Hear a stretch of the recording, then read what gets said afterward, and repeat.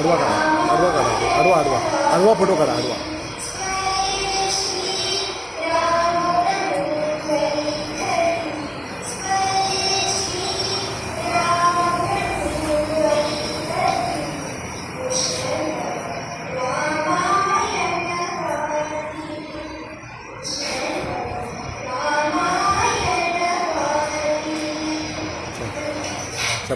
थांबा थांबा तिथेच काय काय. प्रभू रामचंद्र की, पवन सुत हनुमान की. पुन्हा एकदा जोरात टाळ्या सगळ्या दोघांसाठी. थांबा थांबा तिथेच थांब, फोटो काढा. काढले फोटो.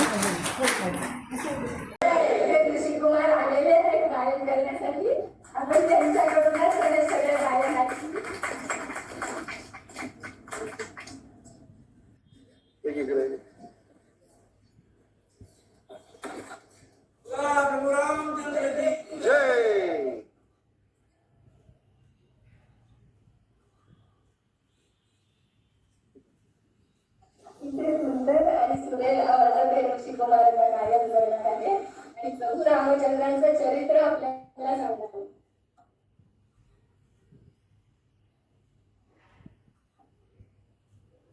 आमच्या संस्थानाचे विद्यार्थिनी आहेत, दोन्ही मुली आहेत, जुळे आहेत आणि गुंजन आणि गुंजन असं त्यांचं नाव आहे.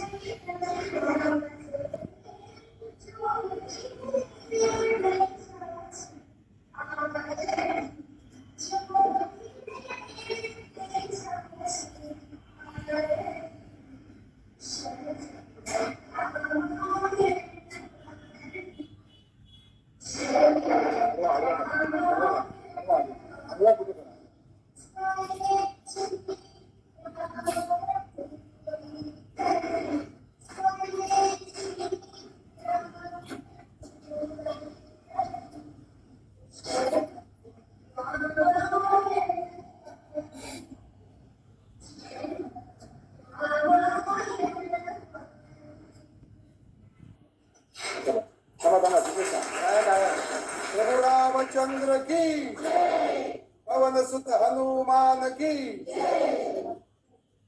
पुन्हा एकदा जोरात टाळ्या सगळ्या दोघांसाठी. त्या एकमेकींवर बहिणीप्रमाणे प्रेम करतात म्हणून कौसल्या आपल्यातला अर्ध म्हणजे सत्वरातला अर्ध म्हणजे नितकोर सुमित्रेला देते आणि कैकई सुद्धा आपल्यातला अर्ध सुमित्रेला देते. म्हणजे सुमित्रेला 2 पायसाचे प्रसाद मिळतात, भाग मिळतात आणि सगळेजण हे पायस भक्षण करणार. इतक्यात आकाश मार्गातून एक घाट जात असते आणि ती घाट कैकईच्या पायसाच्या प्रसादातला काही भाग आपल्या चोचीमध्ये उचलते आणि विषमुख पर्वतावरती वायुदेवतेच्या सांगण्यानुसार अंजनी माता प्रसादाची वाट बघत उभी असते. त्या अंजनी मातेच्या हातामध्ये तो चोचीतला पायसाचा प्रसाद घालते. म्हणजे एकूण किती जणी हा पायसाचा प्रसाद खातात, तर 4 जणी पायसाचा प्रसाद खातात. आणि अशा प्रकारे हे पायसाचा भक्षण करून, प्रसादाचं भक्षण करून ही सगळी मंडळी परत अयोध्येमध्ये वर्षानंतर नगरामध्ये येऊन राहायला लागतात. आणि यथाकाळ ऋष्यशृंगांच्या ज्ञानाच्या साह्याने झालेला हे यज्ञ साहजिकच सफल होतो. कारण ऋष्यशृंगांच्या वाचेमध्ये अपार सिद्धी आहे, वनौषधींची त्यांना उत्तम माहिती आहे. त्यामुळे त्यांनी केलेला यज्ञ हा सफल होतोच. म्हणजे गुरु वशिष्ठांचा जो दृष्टिकोन आहे, जी दूरदृष्टी आहे, ती कशी खरी ठरते बघा. वशिष्ठांनी हा यज्ञ केला असता तर सफल झाला नसताच. पण वशिष्ठ ओळखून आहे यज्ञ सफल व्हायचं असेल तर ऋष्यशृंगांना त्याचं पौरोहित्य द्यायला पाहिजे. आणि त्याप्रमाणे यज्ञ सफल होतो.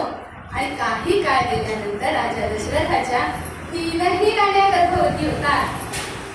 आणि राजा दशरथाला अतीव आनंद होतो, अतिशय आनंद होतो. दशरथाला, राजाला आनंद झाल्यामुळे सगळे प्रजाजन आनंदित होतात. सगळी अयोध्या नगरी आनंदाने नाचायला लागते. कारण काय, तर राण्या गर्भवती झाल्या. राजा दशरथाला आता पुत्रप्राप्ती होणार. कारण प्रजेचं सुख ते राजाचं सुख आहे, राजाचं सुख ते प्रजेचं सुख आहे. सगळेजण 3ही राण्यांचे डोहाळे पुरवण्यासाठी धावायला लागतात. राजा दशरथ सुद्धा आपल्या राण्यांना काय हवं नको ते स्वतः जातीने बघायला लागतो. आणि यथाकाळ 9 महिने भरल्यानंतर चैत्र शुद्ध 9मीला भर दुपारी 12 वाजता माता कौसल्याच्या पोटी प्रभू रामचंद्र जन्म घेतात. बोला प्रभू रामचंद्र की जय. एका दुष्ट शक्तीचा नाश करण्यासाठी म्हणून एक दैवी शक्ती भूतलावरती अवतार घेते. गळूनी जातसे धर्म ज्या ज्या वेळेस अर्जुना अधर्म उठतो भारी, तेव्हा मी जन्म घेतसे. राखावया जगी संता दुष्टा दूर करावया, स्थापावया पुन्हा धर्म जन्म तो मी युगे युगे. मिळालाच पाहिजे. आता मी असं करतो, या ग्रंथाची वाटणी करतो. याच्यामध्ये 100 श्लोक आहेत. रामायण हा ग्रंथ 100 श्लोकांनी युक्त आहे. आता या 100 श्लोकांची मी 1/3, 1/3, 1/3 अशी वाटणी करतो. आता 100चं 1/3 करायचं झालं तर आपण 33, 33, 33. आता 100 1/3 किती होणार, 33 कोटी, 33 लक्ष, 33,333. एवढे श्लोक प्रत्येकाला वाटून भगवान शंकर देतात. राहतो किती श्लोक, 1 श्लोक राहतो. आता हा 1 श्लोक राहिल्यानंतर भगवान शंकर म्हणतात की तुम्हाला मी एवढे 33 कोटी 33 लक्ष असे 1/3 दिले. हा 1 श्लोक राहिलेला आहे. रामायण हा ग्रंथ अनुष्टुप छंदामधला आहे. अनुष्टुप छंद कसा आहे, तर त्या 2 चरणामध्ये एकूण 32 अक्षर. 1 श्लोक 2 चरणाचा आणि प्रत्येक अर्ध्या चरणात 8, 8, 8 आणि 8 अशी 8 चौक 32 अक्षर एका श्लोकामध्ये अनुष्टुप छंदामध्ये येतात. तर भगवान शंकर म्हणतात की हा 1 श्लोक राहिलाय, याच्यामध्ये अक्षर किती आहे, तर 32 अक्षर आहे.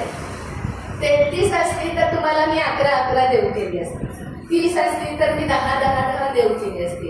आता 32 अक्षर 1/3 मध्ये मी विभागणी कशी करणार, तर मी आता असं करतो, भांडण नको म्हणून 10 अक्षर तुम्हाला देऊ करतो. आणि 32 अक्षरातली 2 अक्षर मी माझ्याकडे ठेवते.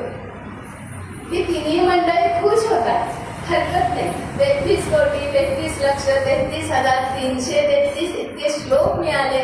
परत भगवान शंकरांनी निरपेक्षपणे 10 अक्षरं आपल्याला दिली. 3ही मंडळी खुश होऊन निघून जातात. आणि भगवान शंकर त्यातली 2 अक्षरच काढून आपल्याकडे ठेवतात. आणि ती अक्षर म्हणजे राम. वाल्मिकी रामायणातला राम भगवान शंकरांनी आपल्यापाशी ठेवलेला आहे. राम म्हणजे काय, आपण पहिल्या भागात बघितलेलं आहे की राम म्हणजे सर्वस्व आहे. त्यात काही रामच नाही म्हणजे काय, त्यात काही अर्थच नाही. तर भगवान शंकरांनी काढून वाल्मिकी रामायणातला राम काढून घेतला आणि तो स्वतः जवळ घेतला. आणि पहिल्यापासूनच इंद्राचा डोळा असतो. पण गौतम ऋषींच्या तपश्चर्येवरती खुश होऊन ब्रह्मदेव अहिल्याचा विवाह गौतमांबरोबर करून देतात. पण तरी सुद्धा इंद्राच्या मनात अहिल्याविषयी अभिलाषाही असतेच. आणि त्यामुळं एक दिवस गौतम ऋषी स्नानसंध्येसाठी गेलेले असताना इंद्र गौतमांचा वेश करून येतो आणि अहिल्याला दृष्ट करतो. आणि गौतम जेव्हा आश्रमामध्ये परत येतात तेव्हा गडबडीने बाहेर पडणारा इंद्र गौतम ऋषी बघतात आणि अंतर्ज्ञानाने त्यांना इंद्राकडून आणि अहिल्याकडून झालेला व्यभिचार कळतो आणि त्याला अतिशय सात्विक संताप येतो की आपण इतके धर्माचरण करणारे आहोत आणि आपल्या पत्नीकडून इतका घोर अपराध घडलाच कसा. आणि अतिशय सात्विक संतापाने ते अहिल्याला शाप देतात की तू शिला हो. नुसता अहिल्याला शाप देऊन ते थांबत नाही तर गौतम ऋषी इंद्राचं सुद्धा पौरुषत्व नष्ट करतात आणि इंद्राच्या शरीरावरती अनेक क्षत म्हणजे भोक पडतील असा शाप देतात. आता अहिल्याला शाप काय दिलेला आहे की तू शिला हो. आता आपण काय केलंय तर शब्दार्थच घेतला, त्यातला लक्षार्थ सोडून दिला. शिला म्हणजे दगड, बरोबर आहे, पण दगड म्हणजे कशी दगड हो तर दगडाप्रमाणे अचेतन होऊन एका जागी बसून तू तपश्चर्या कर. तपश्चर्याने तू पावन हो आणि पावन होऊन मग तू समाजात मिसळ. तुझ्याकडून व्यभिचार घडलेला आहे. व्यभिचार घडलेली स्त्री जर समाजात अशी राजरोसपणे वावरेल तर समाजाची नैतिक पातळी खालावेल. ही अशी वागली आहे, मी व्यवस्थित परत राहते म्हटल्यानंतर इतरही स्त्रियांना असे गुन्हे करण्याची इच्छा होईल. तेव्हा असं वागणाऱ्याला शिक्षा काय आहे तर तू समाजापासून बाहेर पड, एकांतात राहा, वायुभक्षण कर, अंगाला राख फास, तपश्चर्या कर आणि तपश्चर्येने पावन होऊन मग समाजात मिसळ. की राजा एखादा यज्ञ जेव्हा करायला सिद्ध होतो तेव्हा एक विधी आहे, धार्मिक विधी असा आहे की राजाने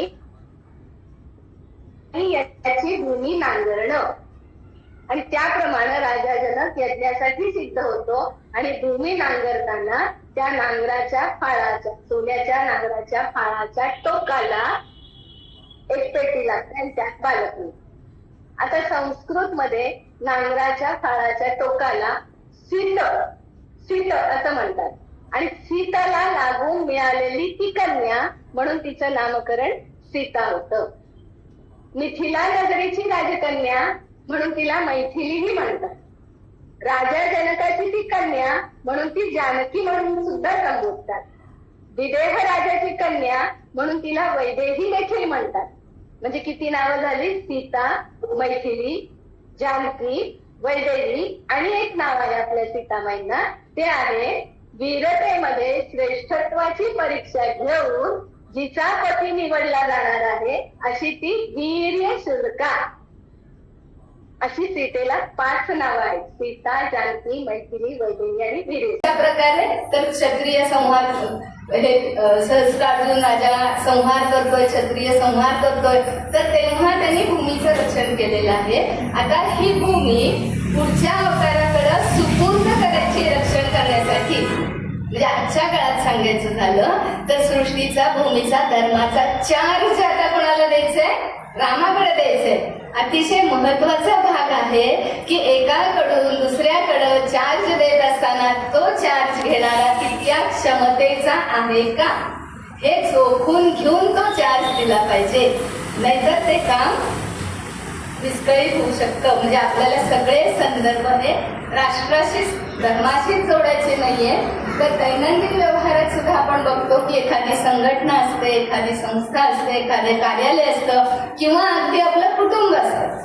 एखादा कर्ता पुरुष व्यवस्थित काम करत असतो, एखाद्या संघटनेतला अधिकारी एकदम चोख व्यवहार करत असतो, पण संघटनेतला अधिकारी बदलतो, नेतृत्व बदलतं आणि नवीन येणारं नेतृत्व तितक्याच जोखमीने काम करणारं नसतं. तेव्हा आपण काय म्हणतो, नाही ते होते ना तेव्हा सगळं व्यवस्थित होतं, आता हे जे नवीन आलेत ना ते सगळी गडबड, किंवा उलटही होऊ शकतं, आधी गडबड असते आणि नंतर छान चालू शकतं. म्हणजे हे एखादं गोष्ट कार्य सुरळीत चालू ठेवण्यासाठी ती जबाबदारी दुसऱ्याकडे देत असताना तो तितक्या क्षमतेचा आहे का, हे छोटे छोटे आदर्श आपल्याला वाल्मिकी रामायणातून मिळतात. आपल्या राण्यांच्या स्वाधीन करतो.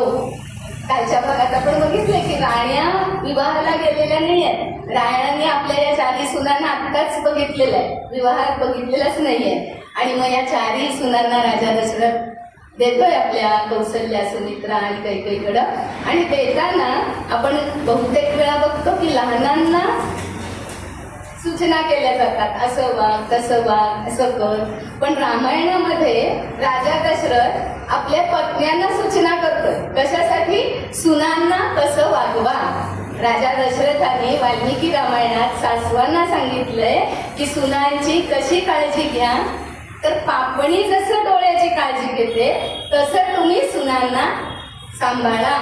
त्यांना जरा काही इकडं तिकडं बघा, डोळ्याला काही जायला लागलं की पापडी पटकन मिटून डोळ्याचं संरक्षण करते. आणि तसं राजा दशरथ आपल्या पत्न्यांना सांगतोय की या सुना लहानग्या आहेत, आपलं घर सोडून त्या इथं आलेल्या आहेत आणि त्यामुळे त्यांना त्रास होईल असं काही करू नका, किंवा त्यांना त्रास झाला तर त्यांची काळजी घ्या. अशी सूचना आपल्या पत्नीला देऊन राजा दशरथ राज्यकारभाराला सुरुवात केली.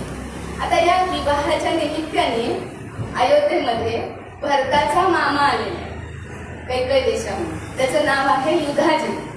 आता हा युधाजित जो आहे तो राजा दशरथाला म्हणतो या चारही नवदाम्पत्यांना थोडासा बदल म्हणून मी कैकेयी देशाला घेऊन जातो. कैकेयी जसं आपण काल बघितलं की मिथिला नगरीची राजकन्या म्हणून मैथिली, तशी ही कैकेयी देशाची राजकन्या असल्यामुळं कैकेयी आहे. आणि ही कैकेयी जी आहे ती अतिशय सुंदर आहे, दिसायला हुशार आहे, अश्वकलेमध्ये पारंगत आहे, सारथ्य कलेमध्ये पारंगत आहे, पाककलेमध्ये पारंगत आहे, चित्रकला त्याची उत्तम आहे, उत्तम चित्रकार आहे. आणि ही खूप हुशार असलेली कैकेयी देश जो आहे तो पहाडी भागातला आहे, डोंगराळ भागातला आहे. आणि त्यामुळे तिथलं वाहतुकीचं साधन आहे ते घोडे आहे. आणि ह्या घोड्यांची पैदास हा राजा करतोय आणि म्हणून त्याचं नाव आहे अश्वपती. आणि जसा हा डोंगराळ आहे तसाच इथं शत्रूंची आक्रमणं वरचेवर होतात.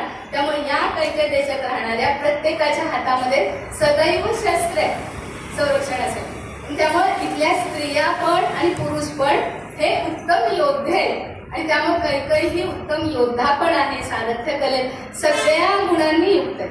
या कैकेयीला माता नाही. माता नाही म्हणजे काय? तर अश्वपतीने आपल्या पत्नीला म्हणजे कैकेयीच्या मातेला त्या काळात घटस्फोट दिलेला, म्हणजे ह्याच्यातही रामायण मागं नाही. याच्या मागचं कारण असं आहे की अश्वपतीला पक्ष्यांची भाषा कळायची, हा त्याला भर होता. पण पक्षी काय बोलतील हे जर त्यांनी दुसऱ्या कोणाला सांगितलं तर त्याचा मृत्यू होईल, हा त्याला शाप होता. एक दिवस कैकेयीची माता आणि अश्वपती, कैकेयीच्या मातेचं कुठेही नाव नाहीये रामायणात. सीतेच्या मातेचं नाव आहे सुनैना. पुत्र या नात्याने सुवर्ण मंचकावरती झोपलेले. आणि पण तसेच लीलया या नदी किनारी जमिनीचं अंथरूण आणि आकाशाचं पांघरूण करून प्रभू रामचंद्र गाढ निद्रिस्त झालेले. याचं कारण काय? तर प्रभू रामचंद्र हे स्थितप्रज्ञ आहे. न उल्हासे न संतापे त्याची प्रज्ञा स्थिरावली. त्यामुळे जसे सुवर्ण मंचकावरती झोपतात तसेच ते जमिनीवरती सुद्धा लीलया झोपी जात आहेत. आणि प्रभू रामचंद्रांना ब्राह्म मुहूर्तावरती जाग येते. आतापर्यंत आपण बघितले की ब्राह्म मुहूर्तावरती उठतायत आणि आजूबाजूला बघतायत तर सगळे प्रजाजन त्यांच्यासोबत झोपून गेलेले. रामाला अतिशय वाईट वाटतं की राजा कशासाठी असावा, तर प्रजेला सुख देण्यासाठी. आपल्या प्रेमाखातर हे सगळे प्रजाजन आपल्या बरोबर असे उघड्यावरती झोपले, हे काही बरोबर नाही. आणि हे असेच आपल्यासोबत येत राहिले तर आपल्या कर्तव्य परायणामध्ये बाधा येईल. म्हणून प्रभू रामचंद्र सुमंत्राला काय सांगताय की तू हा रथ अयोध्येच्या दिशेने घेऊन जा. आणि पुढपर्यंत जायचंय सुमंत्राला, प्रभू रामचंद्राला शृंगवेर पुरापर्यंत सोडायचे, तिथून वनवास सुरू होणार आहे. पण राम सांगतात की शृंगवेर पुराला तू आमच्याबरोबर आता असा येऊच नको, रथ अयोध्येच्या दिशेने घेऊन जा. कारण का? रथाची चाकोरी अयोध्येच्या दिशेने गेली म्हटल्यानंतर प्रजाजनांना सकाळी वाटेल की रामांच्या मनातला विचार बदलला आणि सगळे नको नको म्हणतात तर जाऊया आपण परत अयोध्येत, असं रामांना वाटलं असेल आणि राम परत अयोध्येमध्ये गेले असतील. आणि म्हणून सगळे प्रजाजन पण परत अयोध्येमध्ये जातील. म्हणून सुमंत्राला प्रभू रामचंद्र असं खोटं सांगतात की तू रथ अयोध्येच्या दिशेने ने. आणि त्याप्रमाणे सुमंत्र काही काळ रथाची चाकोरी अयोध्येच्या दिशेने नेतो आणि दुसऱ्या मार्गाने येऊन शृंगवेरपुराला प्रभू रामचंद्रांना भेटायचं ठरवतो. प्रभू रामचंद्र, सीतामाई आणि लक्ष्मण शृंगवेरपुरामध्ये येऊन दाखल होतात आणि या शृंगवेरपुराचा जो राजा आहे त्याचं नाव आहे गोभक. हा गोभक आहे कोण? तर राजा दशरथाचा तो मांडलिक आहे. आता या गोभक हा भिल्ल आहे, म्हणजे हा शृंगवेरपुरातली सगळी जी वस्ती आहे ती भिल्लांची वस्ती आणि या भिल्लांच्या वस्तीमध्ये असलेला हा गोभक दशरथाचा मांडलिक आहे आणि त्यामुळे त्याला असं वाटायला लागतं की आपण ज्या राजाचे मांडलिक आहोत त्याचा पुत्र आपल्या राज्यामध्ये आलाय तर त्याचं व्यवस्थित स्वागत करावं म्हणून गोभक प्रभू रामचंद्रांच्या हाताला धरून नगरामध्ये न्यायचा प्रयत्न करायला लागतो. पण प्रभू रामचंद्र तसे कर्तव्यपरायण वेळोवेळी विचारते की माझा राम तुझ्याशी शेवटचं काय बोलला ते मला सांग. माझ्या रामाला शेवटचं भेटलेलं आता तू एकटाच आहेस. आणि त्यामुळे राजा दशरथ सुमंत्राला अक्षरशः विनवतो. सुमंत्र सगळी परिस्थिती जसं विधानातून सुमंत्र जातो, गोमुखाकडे जातो, तिथून गंगा नदीच्या इथं जातो. तो सगळा वृत्तांत प्रभू रामचंद्र काय सांगितलं ते सुंदर गाण्यातनं सुमंत्र राजा दशरथाला सांगतात की शेवटी करता नम्र प्रणाम बोलिले इतुके मज श्रीराम. सुमंत्र रामाने काय काय सांगितलंय की कैकेयीला दोष देऊ नका, उत्तम राज्य कारभार करा, प्रजाजनांकडे लक्ष द्या, हा म्हणता 14 वर्ष संपतील, मी परत सुखरूप येईल, तुम्ही दुःख मानून घेऊ नका. आणि हे सगळं सांगता सुमंत्र राजा दशरथाला सांगतात की शेवटी करता नम्र प्रणाम बोलिले इतके मज श्रीराम. बोलत बोलत ते गहिवरले कमल नयनी त्या आसू भरले गंगा तीरी सौमित्रीसह उभे जानकी राम. म्हणजे प्रभू रामचंद्र, लक्ष्मण आणि सीतामाई गंगा किनारी डोळ्यात पाणी आणून उभे राहिले असं दृश्य राजा दशरथापुढे सुमंत्र उभं करतो. आणि राजा दशरथाला अतिशय वाईट वाटतं की आता राम काही परत येणार नाही म्हटल्यानंतर राम राम राम करत राजा दशरथ आपला प्राण सोडतो. म्हणजे खरंच राम म्हणजे राजा दशरथाचा प्राण होता. राम नाही तर तो जिवंतच राहत नाही. आणि राजा दशरथाचा मृत्यू झाल्यानंतर अयोध्येत सगळीकडे मोठा आकांत होतो. खाली उतरतो आणि वेगाने आपल्या रामांकडे येतो आणि त्यांना रागाने म्हणायला लागतो, आश्रया गुहेकडे जानकीस पाठवा, चाप बाण घ्या करी सावधान राघवा. अहो तो अयोध्येचा रथ दिशाण असलेला रथ घेऊन भरत येतोय आणि तो तुमचा समूळ नाश करायला येतोय. तुम्ही काय करा, सीतामाईंना आपल्या पर्णकुटीत ठेवा आणि पटकन धनुष्य बाण घ्या आणि भरताबरोबर लढायला चला. भरत येतोय या वाक्यात लक्ष्मणाच्या तोंडी क्रोध आहे आणि भरत येतोय हे ऐकल्यानंतर रामामध्ये प्रेम समळून आलेलं आहे. लक्ष्मणाची सगळी धावपळ राम शांतपणे बघताय आणि लक्ष्मणाला म्हणताय की तू शांत हो, भरत मला मारायला आलेला नाहीये, भरत मला परत न्यायला आलेला आहे. परत बघू की अंतःकरणाची एकरूपता. खरं तर 12 वर्ष यांचा सहवास नाहीये. विवाहानंतर 12 वर्ष भरत आजोळी आहे आणि या 12 वर्षात आजोळी असलेल्या भरतानी रोज प्रभू रामचंद्रांची पूजा केलेली आहे मनामध्ये.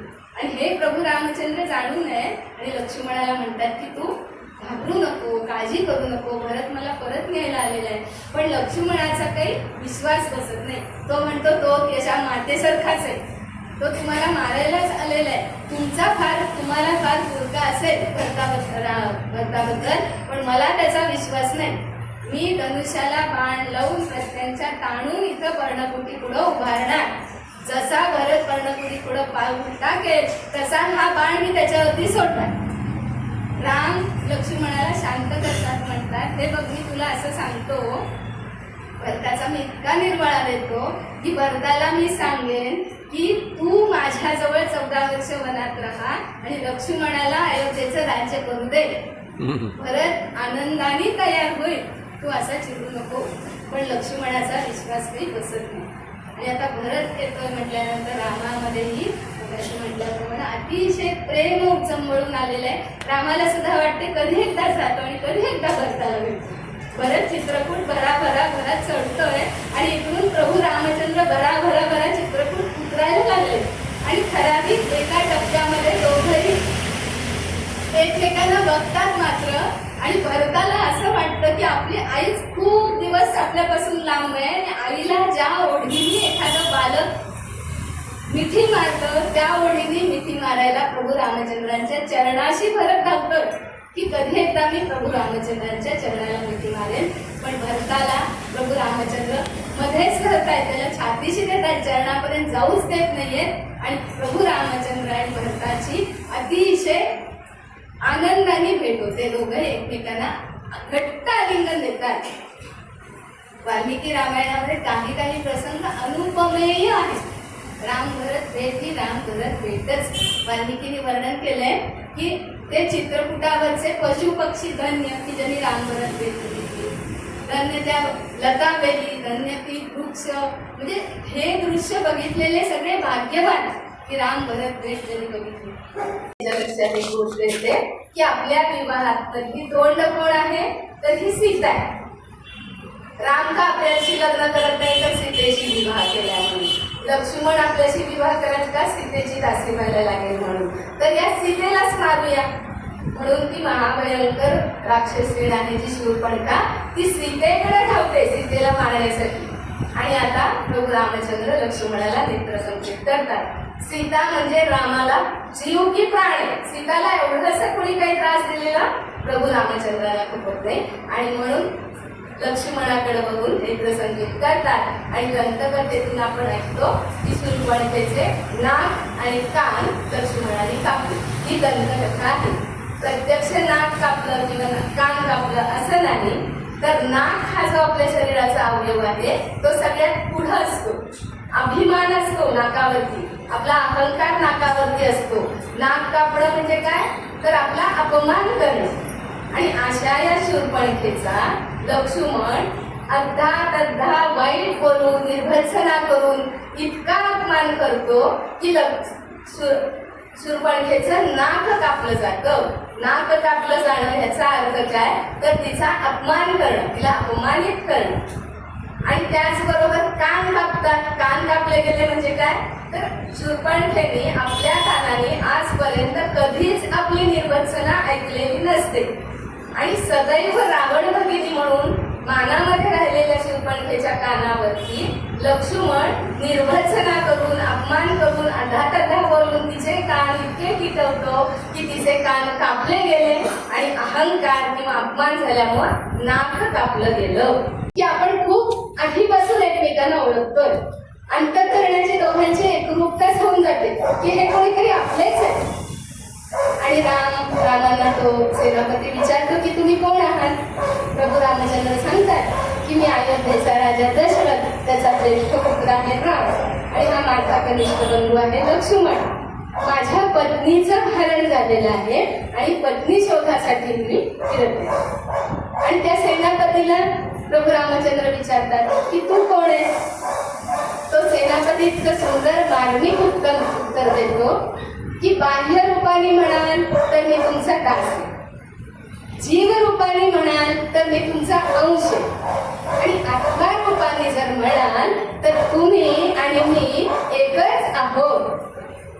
रामरूपी अंतरात्मा रक्षणे दोष नासती. आपल्या लक्षात आलं असेल की हा सेनापती म्हणजे कोण आहे तर प्रत्यक्ष हनुमंत आहेत. बोला पवनसुत हनुमान जय.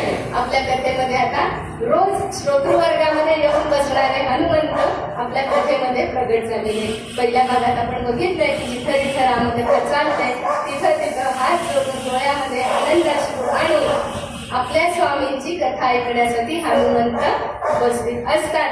असे हे हनुमंत आता आपल्या कथेमध्ये आलेले. आता आपली कथा सुद्धा एकदम हनुमंतांप्रमाणे छान आनंदाने उड्या मारणारी होणार आहे. माझा आतापर्यंतचा अनुभव आहे की हनुमंतांचा प्रवेश झाला कथेमध्ये की कथेला एक नवीन चैतन्यच येतं. आणि आता हे हनुमंत रामाला बघितल्यानंतर एकमेकांना एकच आहोत असं का वाटायला लागतं तर रुद्रकामेष्ठी यज्ञाच्या वेळी पायसाची जी वाटणी झालेली आहे त्याच पायसाच्या प्रसादाच्या रूपाने अंजनी मातेच्या पोटी हनुमंतांचा जन्म झालेला आहे. आपण बघितलं की पायसाची वाटणी कशी तर अर्ध दशरथाने घेतला, अर्ध्यातला अर्ध कौसल्याला, अर्ध कैकेयीला, दोघींनी आपल्यातला अर्ध सुमित्रेला. त्यामुळे सुमित्रेला जुळे पुत्र आणि कैकेयीच्या पायसातला काही भाग चोचीत करून एका घारीने आकाश मार्गातल्या घेतला आणि ऋषमुख पर्वतावरती प्रसादाची वाट बघत असलेल्या अंजनी मातेच्या हातीमध्ये टाकला आणि त्याच पायसाच्या भक्षणाने हनुमंतांचा जन्म झालेला आहे. त्यामुळे बघता क्षणी आपण एकच आहोत असं वाटण्यामागचं कारण म्हणजे पायसाच्या प्रसादाच्या भक्षणाचा परिणाम. आणि अशा प्रकारे हे हनुमंत प्रभू रामचंद्रांपुढं उभे राहतात आणि म्हणतात की माझा जो स्वामी आहे तो सुद्धा तुमच्यासारखाच समदुःखी आहे. त्याचंही राज्य गेलेलं आहे, त्याच्याही पत्नीचं हरण झालेलं आहे. त्यामुळे तुम्ही दोघं एकमेकांना मदत करा.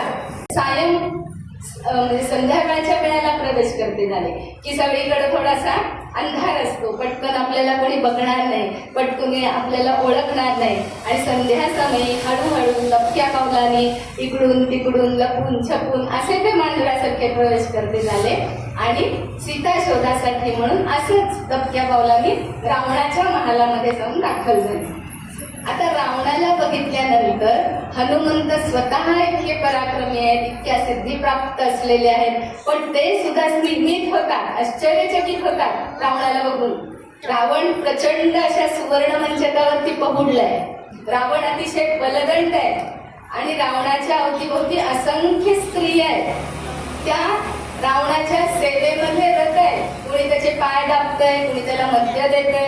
अशा असंख्य सुंदर स्त्रियांच्या मध्ये हा रावण पकडलाय. रावणाने आपले दोन्ही हात आपल्या डोक्याच्या मागे घेतलेले आहेत. हनुमंतांना वाटतं की 5 फण्याचे हे 2 नागच रावणाच्या डोक्यावरती आहेत की काय. वाल्मिकी रामायणात हनुमंत लंकेमध्ये प्रवेश केल्यानंतर लंकेचं वर्णन इतकं सुंदर आहे. जवळजवळ 40-50 पानं केवळ लंकेचं वर्णनच आहे आणि त्यामध्ये हे रावणाचं आहे. वाल्मिकी या असंख्य स्त्रियांच्या गरड्यामध्ये झोपलेल्या रावणाला उपमा अशी देतात की गायींच्या तांड्यामध्ये उभा राहिलेला हा सांड आहे, असं वाल्मिकी रामायणामध्ये लिहिलेलं आहे. म्हणजे रावणाच्या व्यक्तिरेखेची कल्पना करा. आणि असे हे हनुमंत प्रभू रामचंद्रांनी वर्णन केलेली स्त्री इथं कुठं दिसतीये का हे बघतायत, पण अशी स्त्री कुठं रावणाच्या आसपास दिसत नाही. पण रावणाच्या महालाच्या शेजारी एक महाल असतो आणि त्या महालामध्ये एक सुंदर स्त्री असते. सेतू बांधलेला आहे नलाच्या ज्ञानाच्या साह्याने. पण हा सेतू बांधत असताना आपल्याला कष्ट पडू नयेत म्हणून सगळे हे जे सैन्य आहे, वानर सैन्य, ते प्रभू रामचंद्रांचा जय जयकार करत हा सेतू बांधताय. माहित द्यायचं का? सेतू बांधा रे, सेतू बांधा रे, म्हणत सेतू बांधा रे, सेतू बांधा रे, सेतू बांधा रे सागरी, सेतू बांधा रे सागरी, सेतू बांधा रे सागरी. सियावर रामचंद्र की जय.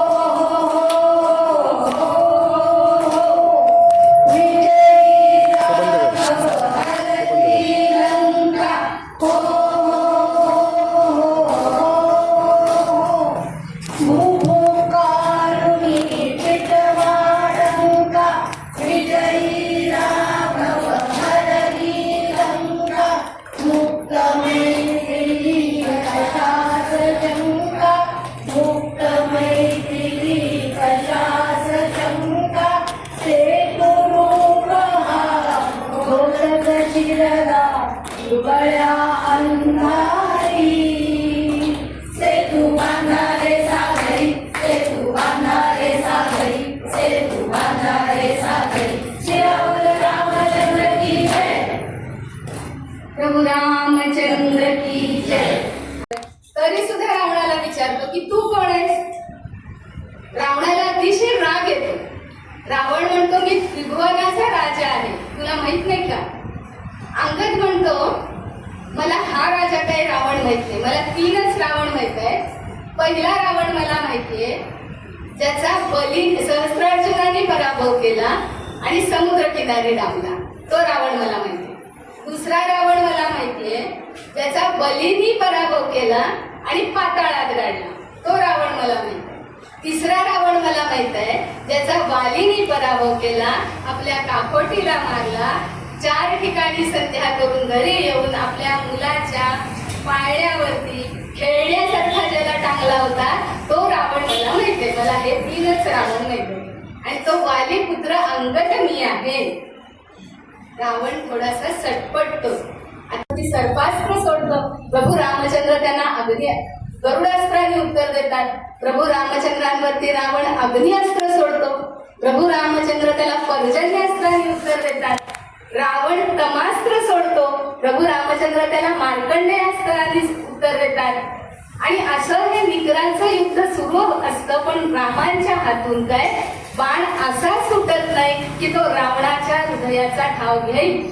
आणि हे सगळे देव आपले प्राण डोळ्यामध्ये आणून बघतायत. आणि यावेळी बघा ऋषींचा सहयोग किती आहे. तर अगस्त्य ऋषी युद्धभूमीवरती येत आहेत रणांगणावर लंकेत. आणि लंकेत येऊन अगस्त्य ऋषी प्रभू रामचंद्रांना विजय होईल असं आदित्य हृदय स्तोत्र सांगतायत म्हणायला. आणि आदित्य हृदय म्हणजे सूर्य स्तुती असणारं स्तोत्र आहे की जे आपल्याला विजय देतं. पुढे जाऊन अगस्ती सांगतायत रामाला की अरे तू माझ्या पर्णकुटीमध्ये आला होता तेव्हा तुला मी अभिमंत्रित असा धनुष्यबाण दिलेला आहे, तो तू विसरलास काय? काढ तो धनुष्यबाण, ताण ते प्रत्यंच्या. आणि या निशाकराचा मृत्यू या संध्या समयालाच योग्य आहे, त्याच्यावरती हा बाण सोड. प्रभू रामचंद्र असं दैनंदिन जीवनात आपलं सुद्धा होतं बघा. कधीतरी नादामध्ये महत्वाची गोष्ट विसरून जातो आपण. तसे प्रभू रामचंद्र अगस्तीनी दिलेला धनुष्यबाण विसरलेले आहेत. आणि आता अगस्ती ऋषी प्रत्यक्ष लंकेत रणांगणापर्यंत येऊन पोचले आणि रामाला त्या मंत्रित धनुष्यबाणाची आठवण करून देत आहेत. आणि प्रभू रामचंद्र भात्यातला तो बाण काढतायत, धनुष्याला लावतायत, प्रत्यंच्या ताणतायत. आणि प्रभू रामचंद्रांच्या नारळ फोडायचे आपल्याला. प्रभू रामचंद्रांच्या दैवी हातून तो बाण सुटतो आणि सुम सुम सुम सुम करत राक्षस राज रावणाच्या हृदयाचा ठाव घेतो. आणि तो राक्षस राज रावण धारातीर्थी पडतो. बोला प्रभू रामचंद्र की जय. पवनसुत हनुमान की जय. जय श्रीराम. जय श्रीराम. जय जय श्रीराम. जय जय श्रीराम.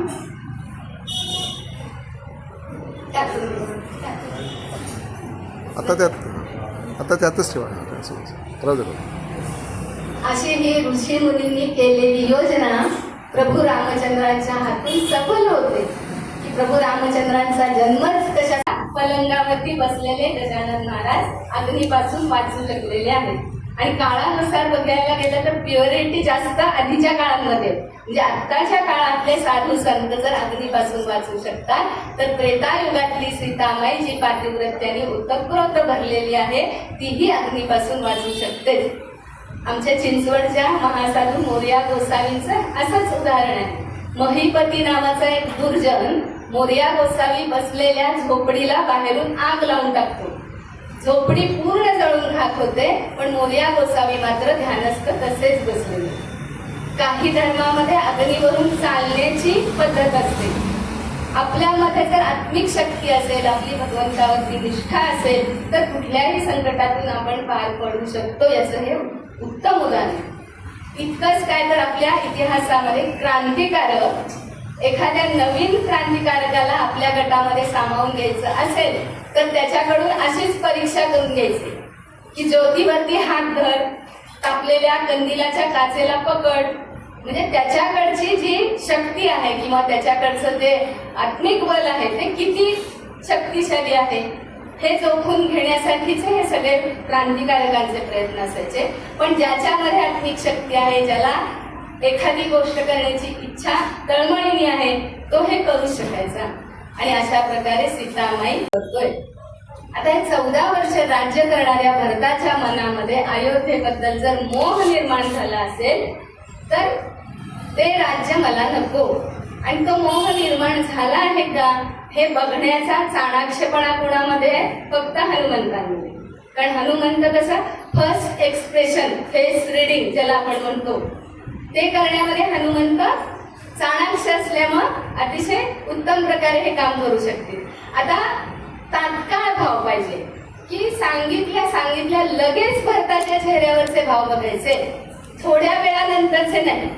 दैनंदिन व्यवहारात आपल्याला असे अनुभव येतात. एखादी आपल्या अतिशय आनंदाची गोष्ट आपल्या अतिशय जवळच्या मैत्रिणीला आपण सांगतो, पण बघा चाणाक्षपणा असेल तर आपल्या लक्षात येतं की लगेच तिला काही फारसा आनंद झालेला नसतो, थोडस किंचित नाराजी दिसते. मग भले नंतर ती अगदी आपली पाठ ठोकते, वा वा काय मिठा काय मारेल, पण तो आनंद खरा आनंद आहे का? तर नाही. पहिली जी एक्सप्रेशन आहे, पहिली ज्या चेहऱ्यावरची प्रतिक्रिया आहे ती रामांना भरताची बघायची असते आणि ते बघण्याचं सामर्थ्य हनुमंतांमध्येच आहे. आणि त्यामुळे हनुमंतांना नंदीग्रामामध्ये धाडलं जातं. हनुमंत नंदीग्रामामध्ये येतात तर दृश्य काय बघताय, तर भरत अतिशय कृश झालेला आहे. भरताची दाढी वाढलेली आहे, भरताच्याही केसांच्या जटा झालेल्या आहेत. त्या जटांचा अंबाडा भरतानी देखील मस्तकी धारण केलेला आहे. आणि भरतानी अग्नी सिद्ध केलेला आहे आणि अग्नी सिद्ध करून सूर्यास्त व्हायची वाट बघत भरत उभा आहे. कसा? तर हात जोडून प्रभू रामचंद्रांचं नाव घेत. आणि हनुमंत ते दृश्य बघतो आणि त्याच क्षणी त्याला जाणवतं की भावना बघण्याची गरजच नाहीये. आणि हनुमंत भरताजवळ जाऊन सांगतो की प्रभू रामचंद्र रावण वध करून परत येत आहेत. ते भरद्वाज ऋषींच्या आश्रमापाशी थांबलेत आणि काही काळातच ते अयोध्येमध्ये प्रवेश करतील. भरताची प्रतिक्रिया काय आहे? भरत टणा टणा टणा लहान मुलासारखा आनंदाने उड्या मारायला लागतो, लांब जातो, हनुमंतांना घट्ट मिठी मारतो, परत पळत येतो, परत घट्ट मिठी मारतो. एखादा बालक जसा आनंद आपला व्यक्त करेल तसा हा भरत आनंद व्यक्त करायला लागतो. आणि हनुमंतांना शेवटी घट्ट आलिंगन देतो आणि म्हणतो, मी आता तापस रेषेत आहे, तुला मी काही देऊ शकत नाही, माझं आलिंगनच तुला भेट म्हणून स्वीकार. आणि हनुमंत तात्काळ रामांकडे येतात आणि या भरताची सगळी प्रतिक्रिया सांगतात आणि प्रभू रामचंद्र म्हणतात की हरकत नाही, आता आपण परत अयोध्येमध्ये जाऊ. पंचायतन रथात बसून अयोध्येकडे निघालेला आहे. या रामपंचायतनाचा एक सुंदर श्लोक आहे, तुकाराम महाराजांनीच रचलेला आहे. जसं आपला विठ्ठलाचा आहे सुंदर असे गाणं, त्याचप्रमाणे हा श्लोक आहे. आपण हा रथात बसलेल्या रामपंचायतनाचं ध्यान या श्लोकाच्या माध्यमातून करू आणि आपण पुढे जाऊ. सुंदर ते ध्यान बैसे सिंहासनी, वामांगी नंदिनी जनकाची, दक्षिणेसी उभा बंधू लक्ष्मण, भरत शत्रुघ्न कैकेयी सुत, सन्मुख तो उभा मारुती बल भीम, जपे राम नाम सर्व काळ. तुका म्हणे माझ्या श्रीरामांचे ध्यान, जीवे लिंब लोड उतरीन, जीवे लिंब लोड उतरीन.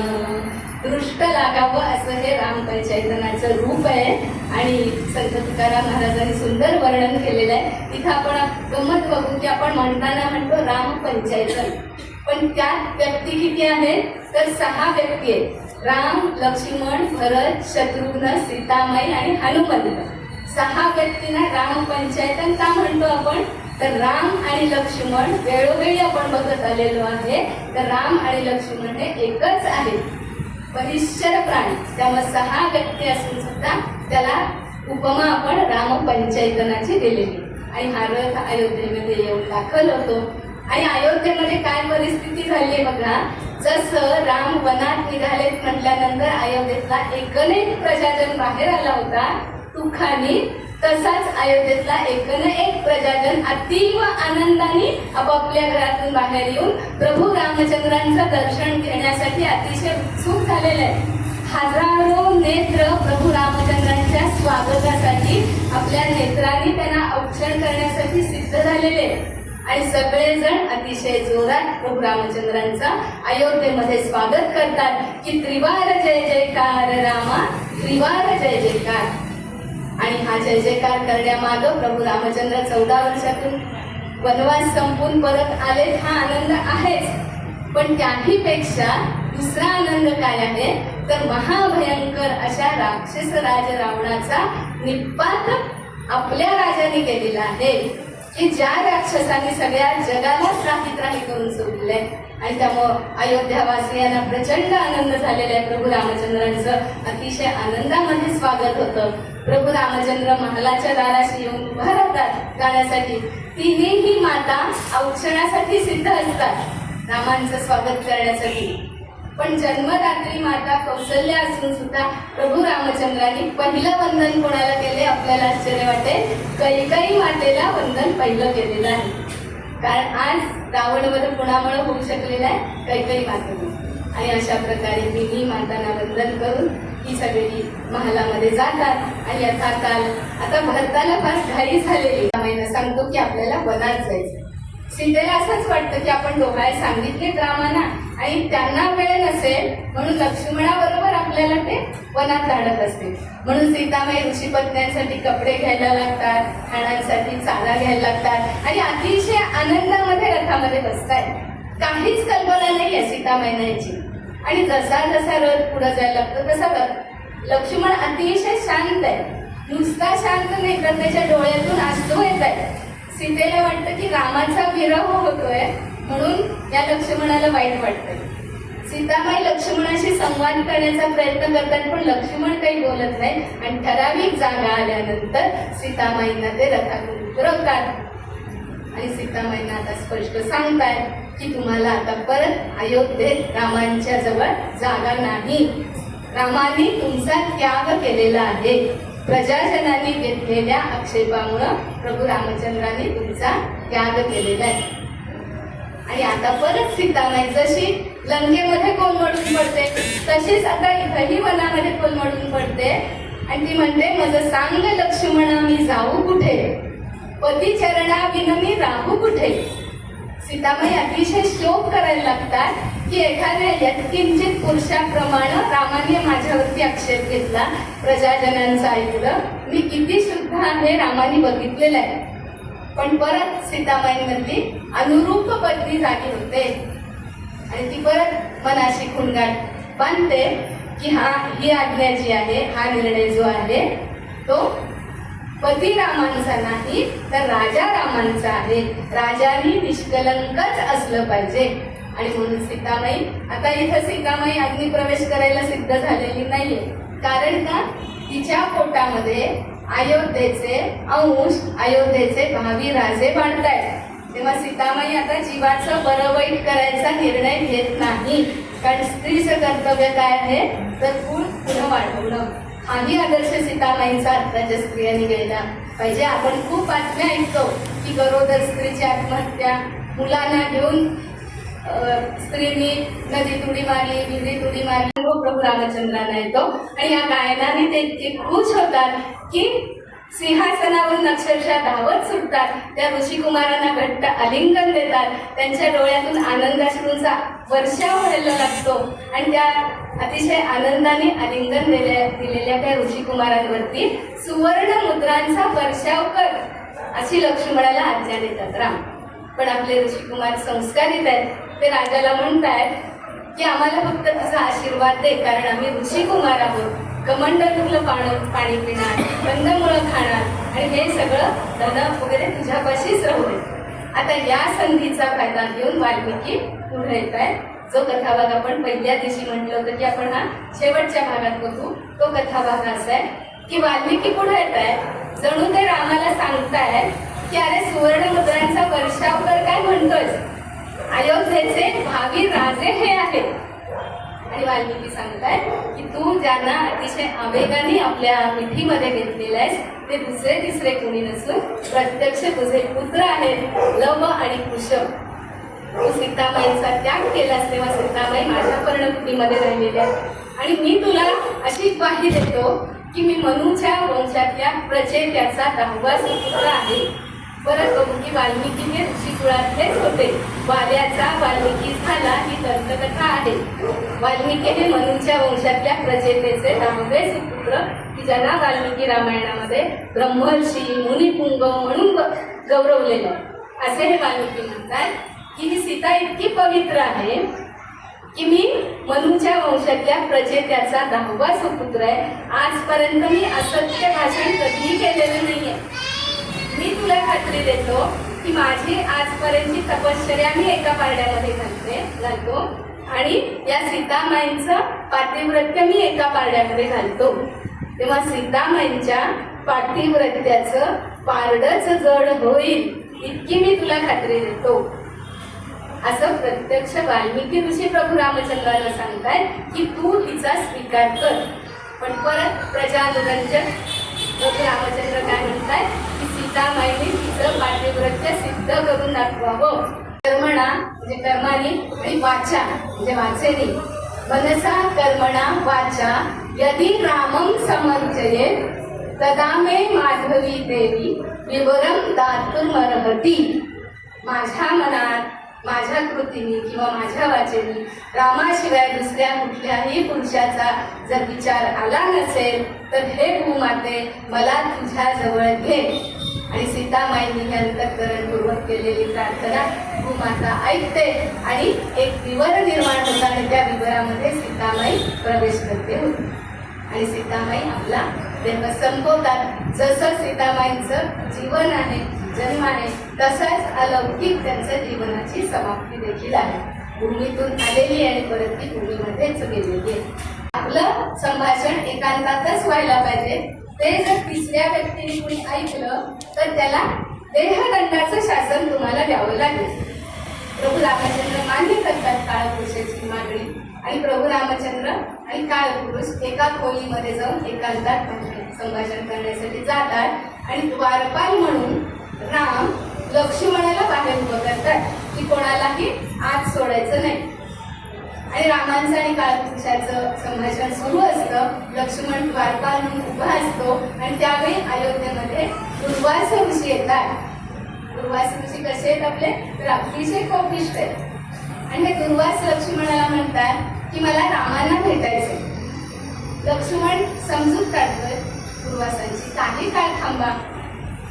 राम एका खोलीमध्ये एकाशी बोलतायत आणि अशी आज्ञा की कुणी तिसऱ्या व्यक्तीने आत यायचं नाहीये.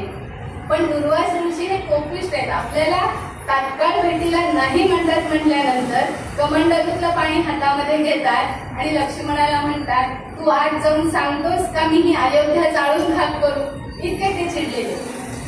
आता लक्ष्मणाला कल्पना आहे की जो आज जाईल त्याला देहदंडाचं शासन आहे. पण लक्ष्मण काय विचार करतो बघा, आज जर आपण आत गेलो तर आपला एकाचा मृत्यू होईल, आपल्या एकाला देहदंडाचं शासन मिळेल. पण मी गेलो नाही आत तर आमची अयोध्या जळून खाक होईल. रामायण हा ग्रंथ त्यागावरती आणि सद्गुणांवरती आरंभलेला आहे. याचे वेळोवेळी आपल्याला दाखले दिसतात की लक्ष्मण म्हणतो हरकत नाही, मला देहदंडाचं शासन झालं तरी चालेल, मी आज जायला तयार आहे, पण अयोध्या जाळू नका. आणि म्हणून लक्ष्मण काळपुरुष आणि प्रभू रामचंद्र असलेल्या खोलीमध्ये प्रवेश करतो. खरं तर दोघांचं संभाषण संपलेलं असतं आणि काळपुरुष जाण्यासाठी बाहेर उभे असतात. खरं तर त्यांच्या संभाषणातला एकही शब्द लक्ष्मणाच्या कानावरती पडलेला नसतो. म्हणजे राम हा आधार घेतात लक्ष्मणाला देहदंड द्यायला नको म्हणून की त्यांनी काही ऐकलेलं नाहीये. पण काळपुरुष काय म्हणतोय, तिसरी व्यक्ती प्रवेश करेल तर तिला देहदंड आहे, त्यामुळे तुला आता लक्ष्मणाला देहदंडाचं शासन करावंच लागेल. प्रभू रामचंद्रांचा परत नाईलाज होतो. कुळाची रीत पाळण्यासाठी, दिलेलं वचन निभावण्यासाठी दुसऱ्या दिवशी दरबार भरवला जातो आणि लक्ष्मणाला आरोपी म्हणून समोर उभं करावं लागतं. प्रभू रामचंद्रांना आपल्या बलिष्ठ प्राणाला, आपल्या सावलीला आणि लक्ष्मणाला, रामांना देहदंडाचं शासन द्यायची वेळ येते. प्रभू रामचंद्रांना मनातून अतिशय दुःख होत असतं. इतके आपल्या बरोबर कायम राहिलेला हा लक्ष्मण आहे. थोडासा कथाभाग आठवून बघा. लक्ष्मणाने रामांना कधीच अंतर दिलेलं नाहीये. जन्मापासून ते आत्ताच्या क्षणापर्यंत कोणताही अपराध नसताना 14 वर्षाचा वनवास त्यांनी भोगलेला आहे. आणि आता रामांनाच लक्ष्मणाला अंतर द्यायची वेळ येते. रामांपुढे मोठा प्रश्न पडतो की लक्ष्मणाला देहदंडाचं शासन द्यायचं कसं. आता गुरु वशिष्ठ रामांच्या मदतीला येतात आणि रामांना मध्यम मार्ग सुचवतात. रामाला ते म्हणतात की लक्ष्मणाला तू माझ्यापाशी राहू नकोस अशी आज्ञा दे. त्याला ते देहदंडाचं शासन दिल्याप्रमाणेच आहे. आपला धर्म हा सूक्ष्म आहे. एखादी गोष्ट करावी कशी आणि ती करू कशी नये हे दाखवणारा ग्रंथ आहे आपला धर्म आहे. आता लक्ष्मणाला देहदंड म्हणजे त्याचं मस्तकच छाट किंवा त्याला ठारच कर असं नाही, तर रामापाशी लक्ष्मणाला राहण्याची अनुज्ञा नाही. ही गोष्ट लक्ष्मणाला देहदंडाचंच दुःख देणारी आणि खरंच तसं होतं. आणि राम अतिशय जड अंतःकरणाने लक्ष्मणाला आज्ञा देतात की या क्षणापासून तुला माझ्या जवळ जागा नाही. लक्ष्मणाला देखील अतिशय दुःख होतं. फक्तच एकदाच प्रभू रामचंद्रांच्या चरणावरती मस्तक ठेवून लक्ष्मण त्यांना वंदन करतात आणि तडक राजदरबाराच्या बाहेर पडतात. आणि दरबारातनं बाहेर पडल्यानंतर ते कुठेही जात नाहीत. उर्मिलेकडे जात नाहीत, सुमित्रेकडे जात नाहीत, महालामध्ये जात नाहीत. तडक जातात ते शरयू नदी गाठतात. आणि रामांना इतकं वाईट वाटायला लागतं. राजदरबारातून राम धावत धावत धावत अशा गवाक्षामध्ये जाऊन राम लक्ष्मणाला बघायला लागतात. ताड ताड ताड लक्ष्मण जात असतो. जाणाऱ्या त्या लक्ष्मणाच्या मूर्तीकडे प्रभू रामचंद्र आतुरतेने बघत असतात की लक्ष्मण वळेल, माझ्याकडे बघेल, मला हात करेल. पण लक्ष्मण तडक शरयू नदी गाठतोय आणि दिसेनासा होईपर्यंत प्रभू रामचंद्र पाठवून रामांना हात करतात. लक्ष्मण रामांच्या जीवनातून जाणं हे दुःखच राम सहन करू शकत नाही. आणि लक्ष्मण तडक जातो ते शरयू नदीमध्ये विसावतो, ध्यानस्थ बसतो आणि आपला देह शरयू नदीमध्ये लुटून जातो. हत्ती नाटकाने तासात द्विगुण प्रमाण नामचतुर्गुण तासात द्विगुण प्रमाण त्याचे डबल करा. नेमकं नामचतुर्गुण तासात द्विगुण प्रमाण बरोबर. तीन घेतलं त्याची डबल करा. नाही आता नामचतुर्गुण पंचतत्व मिलन आपल्या नावाची चौपट करा. सॉरी 5 चौपट करा. केली सगळ्यांनी? खट पे चल के आज चारों धाम आए हैं, बजाओ ढोल स्वागत में मेरे घर राम आए हैं. कथा शबरी की जैसे जुड़ गई मेरी आकडा घेताना सांगायला गंभीर. नामचतुर्गुण पंचतत्व मिलन आपल्या नावाची चौपट करा. त्याच्यामध्ये 5 मिळवा, त्याची डबल करा आणि त्याला 8नी भागा. कुठल्याही कितीही अक्षर घेतलं तरी शिल्लक राहते 2च. म्हणजे हा राम आपल्यामध्ये सगळ्यांमध्ये आहे 2.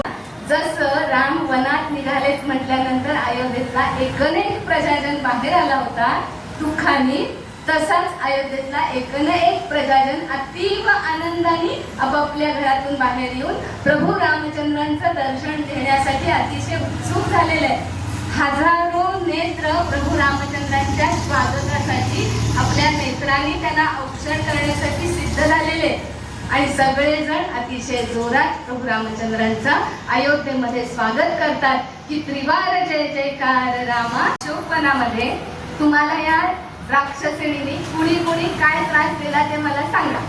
त्यांना चांगला त्यांचा चोपूनच काढतो, त्यांचा बंदोबस्तच करतो. बालिश आहेत हनुमंत.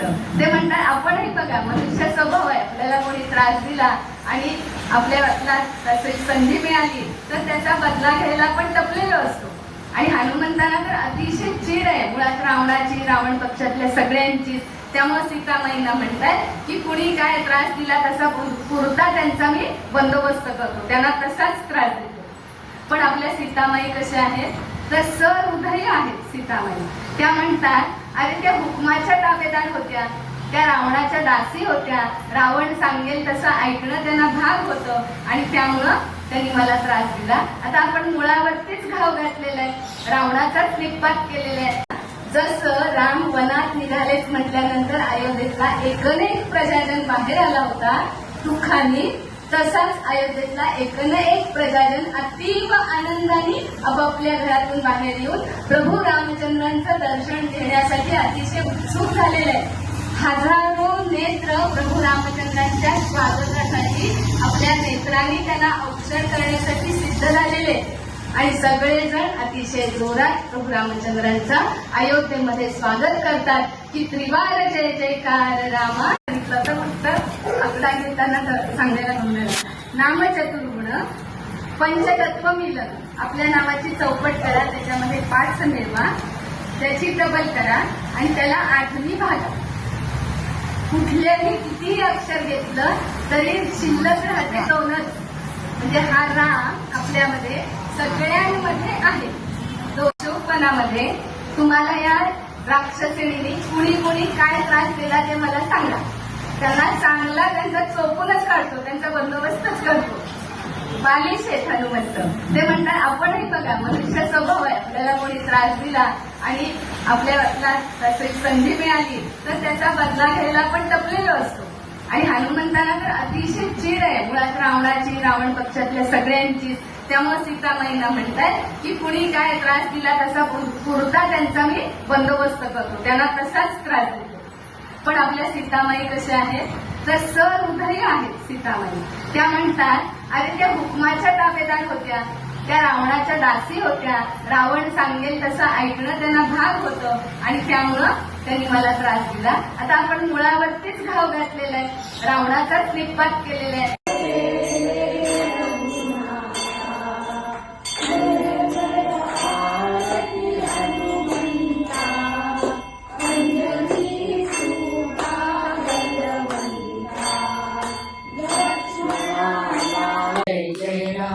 श्री राम जय राम जय जय राम. श्री राम जय राम जय जय राम. श्री राम जय राम जय जय राम. श्री राम जय राम जय जय राम. श्री राम जय राम जय जय राम.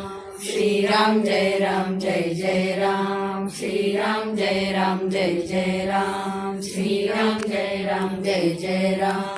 श्री राम जय राम जय जय राम. श्री राम जय राम जय जय राम. श्री राम जय राम जय जय राम. श्री राम जय. आदो राम तपोवनादिगमनं हत्वा मृगं काञ्चनं वैदेही हरणं जटायुमरणं सुग्रीवसम्भाषणं वाली निर्दलनं समुद्रतरणं लङ्कापुरीदाहनं पश्चात् रावणकुम्भकर्णहननम् एतद्विरामायणम्.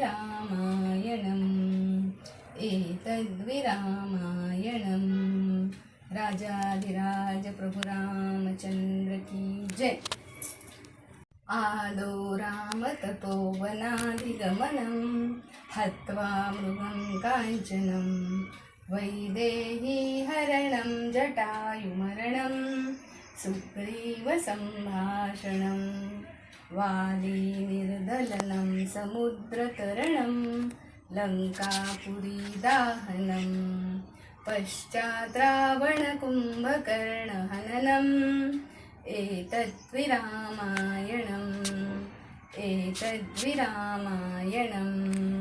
राजाधिराज प्रभु रामचंद्र की जय.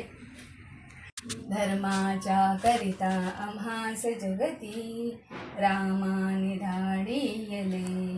ऐसे जाणून राष्ट्रभक्ती करता ऐश्वर्य हे लाभले. आता धर्म सख्या तुझ्या पुढतिया नम्रत्वतेने असे. इच्छा हो जसी मानसी करीतसे हा देह तुझा असे. प्रभु रामचंद्र की जय.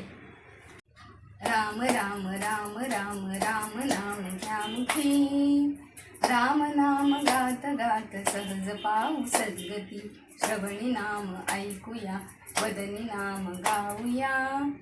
कधी होईल रामस्पर्श कधी होईल रामस्पर्श हेच नाही ठाऊकी.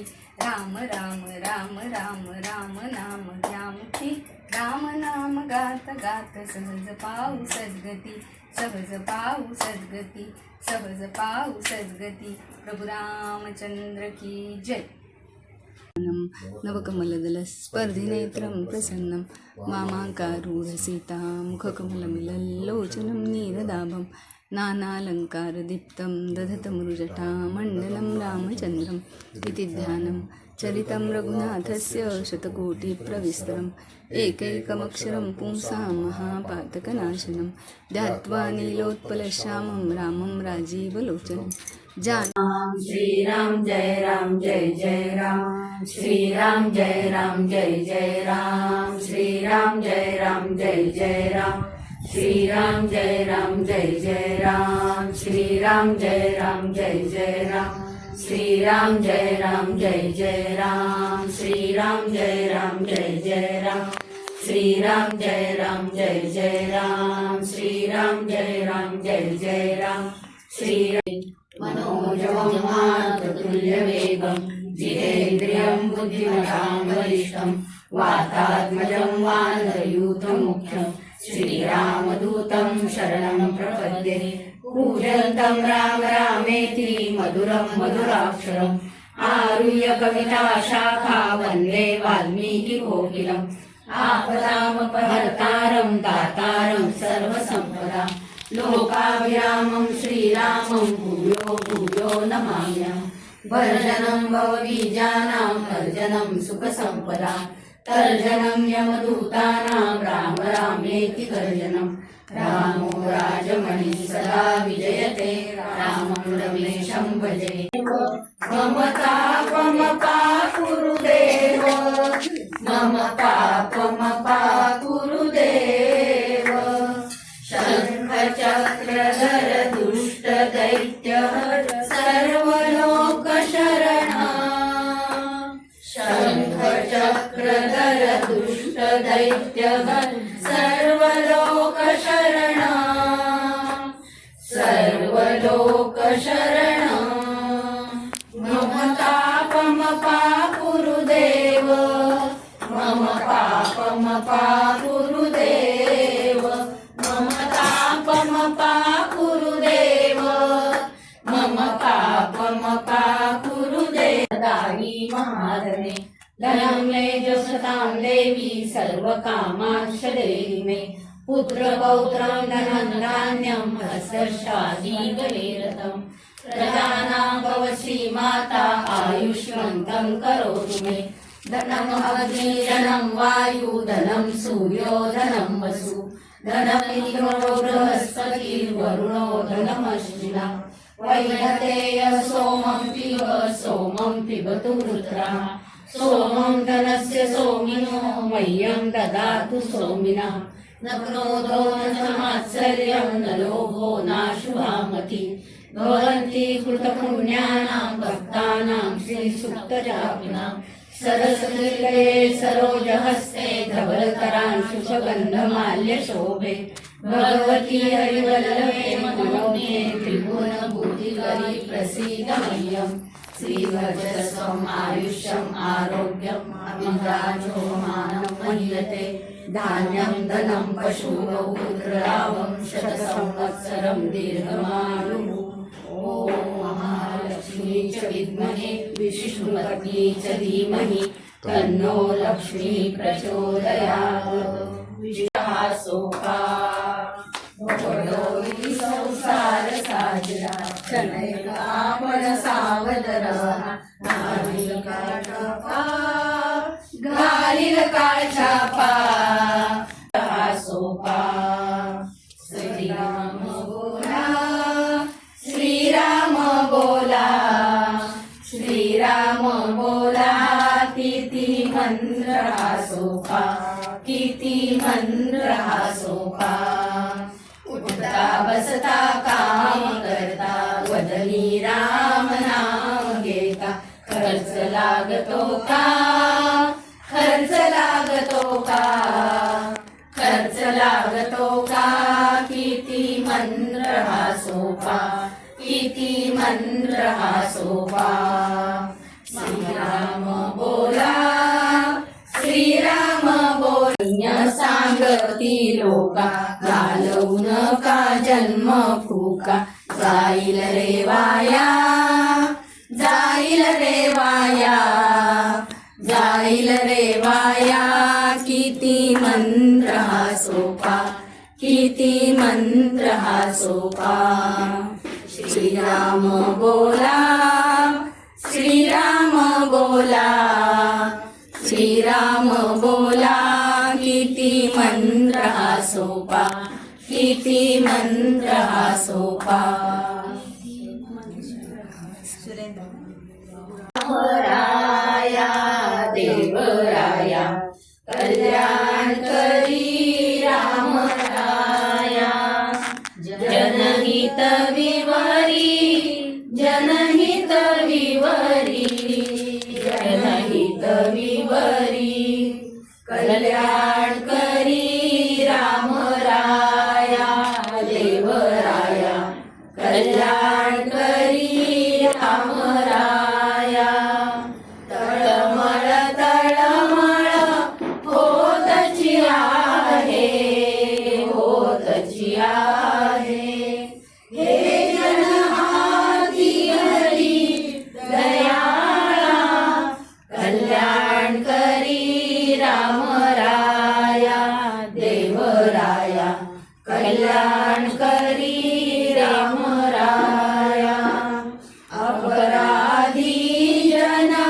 सुखतची गेले सुखतची गेले तुझा तुझी देवराया कल्याण करी राम राया कठीण त्यावरी कठीणची झाले कठीणची झाले आता नदीसे उली दयाळा कल्याण करी राम राया देवराया कल्याण करी राम राया कोठे जावे काय करावे काय करावे आरंभी ओ हरी दयाळा कल्याण करी राम राया देवराया कल्याण करी राम राया दास म्हणे आम्ही वाहू दे कर्पूरवडी समभाव भक्तीचा सुगंध वाहू दे कांबुराची लावून ज्योती पाहिन तव मूर्ती रामा पाहिन तव मूर्ती धूप दीप झाला आता कर्पूर आरती ध्यान कळेना ना कळे काही बसला ना कळे काही शब्दरूपी कुंकुणी माळा पाहसे पाही तव मूर्ती रामा हृदयी तव मूर्ती धूप दीप झाला आता कर्पूर आरती कर्पूर आरती बोला प्रभु रामचंद्र की जय पवन सुत हनुमान की जय भारत माता की जय जय जय रघुवीर समर्थ मणी वर्णू काय मुकुटी भारती ओवाळू 14 भुवनांचे पती भारती ओवाळू 14 भुवनांचे पती राम श्री राम जय जय राम श्री राम जय जय राम आरती ओवाळू पाहू सुंदर मेघश्याम आरती ओवाळू पाहू सुंदर मेघश्याम भरत शत्रुघ्न दोघे समरवारीती